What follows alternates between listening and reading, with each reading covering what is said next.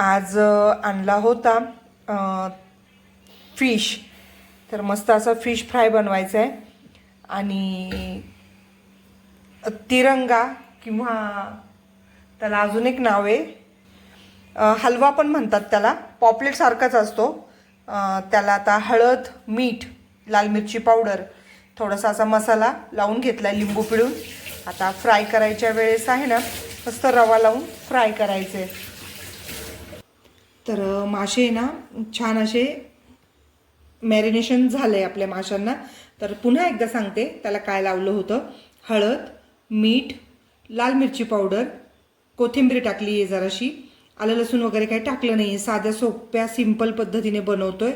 आणि जर तुमच्या घरामध्ये कुठलाही टिक्का मसाला असेल, पनीर टिक्का, चिकन टिक्का किंवा अगदीच फिश फ्राय मसाला वापरला तरी काही हरकत नाही. तर असं अर्धा तास त्याला हळद, मीठ, लिंबू आणि सगळ्या प्रकारचे मसाले लावून मॅरिनेशन करून घेतले. आता इकडे आपण बनवतोय रवा फ्राय.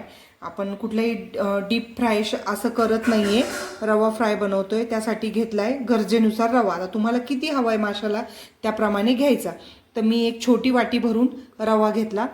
त्यामध्ये आता टाकून घेणार आहोत थोडंसं तांदळाचं पीठ. तांदळाच्या पिठाऐवजी तुम्ही कॉर्नफ्लॉवर वापरलं तरी काय हरकत नाही. एक 2 ते 3 चमचे तांदळाचं पीठ वापरतोय आपण. याऐवजी कॉर्नफ्लॉवर वापरलं तरी चालतं. त्यामध्ये टाकून घेऊया थोडीशी हळद. आता आपण हळद माशांना पण लावून ठेवली आहे. आणि थोडंसं मीठ. आता हे जे आहे ना हे सगळं आपल्याला एकजीव करून घ्यायचं आहे. कॉर्नफ्लॉवरमुळं माशातलं पाणी जे असतं ना ते सुकलं जातं आणि एक कुरकुरीतपणा येतो. तर छान असं एकजीव करून घ्यायचं आहे. आता मी नॉनस्टिकी कढाई घेतली आहे. तुम्ही नॉनस्टिक पॅन वगैरे वापरू शकता. आणि याला फार कमी तेल लागतं.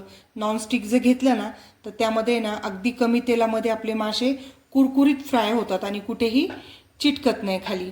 तर या पद्धतीने असं तेल पसरून घेतलं आहे. आता मासा जो आहे ना रव्यामध्ये घोळवून घ्यायचा आहे. एक एक पीस असा व्यवस्थित उचलून या पद्धतीने छान असा दाबून घ्यायचा आहे रव्यामध्ये. जेवढा तुम्ही प्रेस करताल तेवढा रवा घट्ट चिटकून बसतो आणि मासा आपला कुरकुरीत होतो.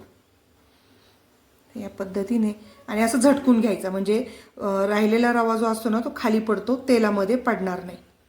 आणि या प्रकारे अलग असे तेलामध्ये हलक्या हाताने सोडून द्यायचे. आता दुसराही त्याच पद्धतीने घेऊया. छान असं घोळवून घ्यायचा, दाबून घ्यायचा.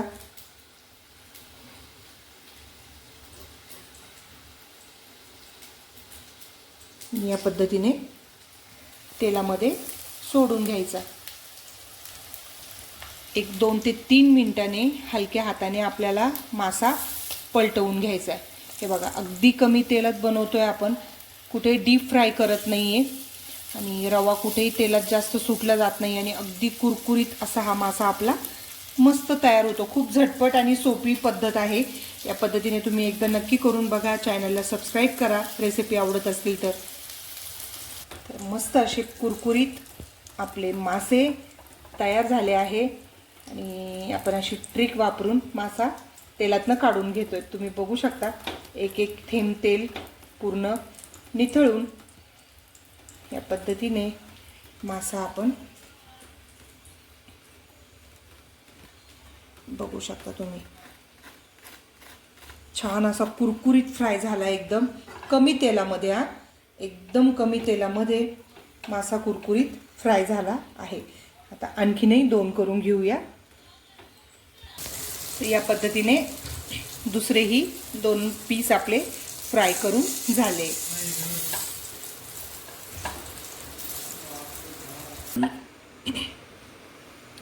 तर अशा पद्धतीने आपला रवा फ्राय फिश मस्त कुरकुरीत असा तयार झालेला आहे. साधी सोपी झटपट रेसिपी आहे.